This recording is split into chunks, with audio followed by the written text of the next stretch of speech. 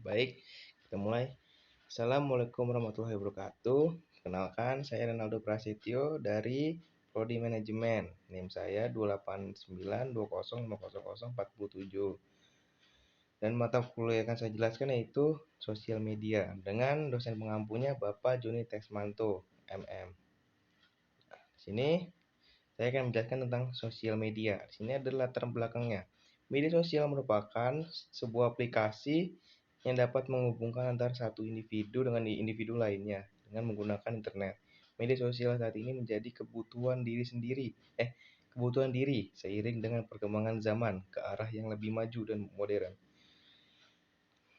Media sosial yang dapat menentukan pola hubungan sosial baru di masyarakat juga menjadi salah satu keuntungan internet. Hadirnya media sosial membuat masyarakat harus menerima perubahan tersebut. Perubahan yang hadir membuat realitas sosial juga berubah. Realitas sosial ialah hal yang terjadi dalam eksistensi atau diri isi cover. Objektivitas hal itu menjadi realistis dan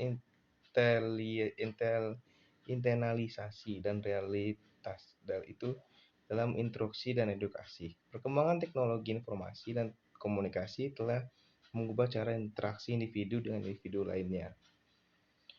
Nah, di sini di sosial media ada hukum dan etikanya. Maaf ya. Yang pertama, ada dunia digital dan medsos juga memunculkan berita bohong atau hoax yang tidak bisa dipertanggungjawabkan. Bahkan dalam dunia medsos muncul istilah buzzer, yaitu mereka yang dibayar untuk mengkampanyekan seorang figur atau bahkan menjatuhkan kredibilitas figur lainnya. Nah, buzzer dalam arti negatif ini menambah kisruh kehidupan masyarakat. Memang kita telah memiliki Undang-Undang ITE, Informasi dan Transaksi Teknologi. Namun, hukum belum sepenuhnya mampu mencegah masyarakat untuk menggunakan kebebasan informasi secara bijak. Buktinya, muncul beberapa kasus yang berujung ke meja hijau dan dengan adanya medsos. Dengan adanya medsos, dunia perpolitikan kita juga menjadi panas. Muncul saling bully dan ejek untuk menjagokan partai kandidatnya masing-masing, baik dalam pilpres, pemilu legislatif, pilkada maupun pilbub atau pilgub. Nah, di sini ada efektivitas sosial media. Di era yang serba digital ini, sosial media menjadi salah satu hal yang umum dengan digunakan oleh banyak orang. Nah, jika dulu sosial media untuk memudahkan komunikasi jarak jauh dengan teman atau sanak keluarga, kini keberadaan sosial media perlahan sudah mengalami perubahan fungsi. Tidak hanya digunakan untuk memudahkan komunikasi, sosial media yang banyak yang tersebar ini juga digunakan untuk media promosi atau branding dalam sebuah bisnis. Efektivitas sosial media sebagai media promosi atau media pemasaran digital ini juga didukung oleh fitur ads atau iklan yang disediakan oleh perusahaan sosial media. Itu munculnya di YouTube atau di semua sosial media. Nah, saya tekannya di YouTube. Nah, sini ada manajemen program sosial media. Sosial media manajemen memiliki keterkaitan yang erat dengan digital marketing yang pada saat ini sedang banyak diperbincangkan. Penggunaan akun media sosial saat ini memang terus-menerus mengalami pembaruan sehingga mampu memberikan keuntungan tersendiri. Tapi sayangnya belum banyak pebisnis yang menyadari akan pentingnya mengelola akun media sosial dalam bisnisnya. Mengelola akun media sosial memang kita tidak bisa samakan dengan melakukan marketing seperti biasanya. Sehingga kita harus benar-benar memahaminya dengan baik. Social media manajemen yang tepat dan juga benar mampu memberikan keuntungan tersendiri untuk perusahaan.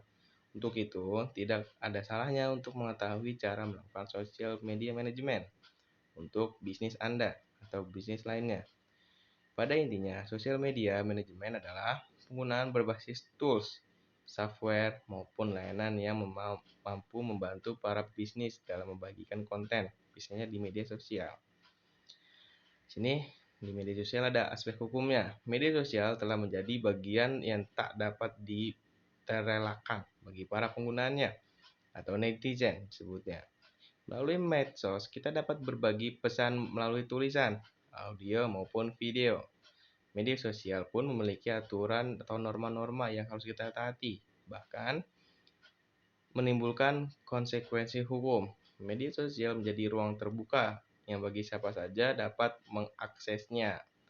Meskipun terdapat ruang-ruang tertutup, tetapi tetap saja terdapat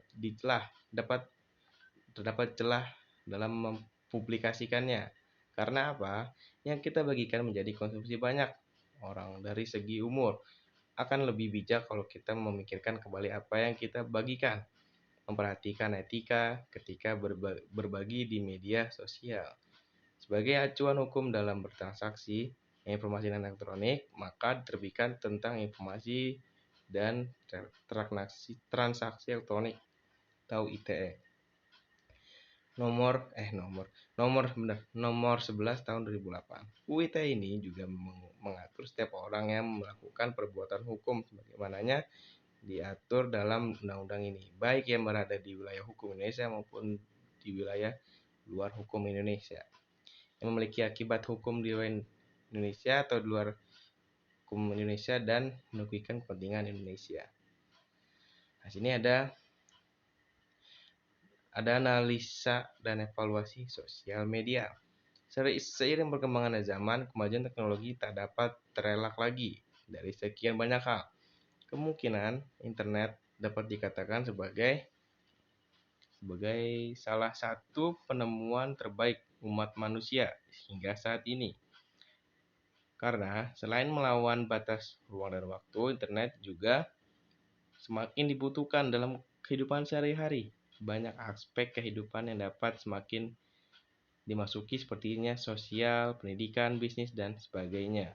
Akulturasi budaya dengan sentuhan teknologi, informasi, dan khususnya media sosial merupakan fenomena pendorongan perubahan tersebut. Nah, di sini ada kesimpulannya, kesimpulan dari apa yang saya jelaskan dalam presentasi ini. Yaitu fenomena kehadiran media sosial sebagai dampak dari perkembangan teknologi informasi dan komunikasi memang luar biasa. Jadi memang luar biasa. Maaf ya.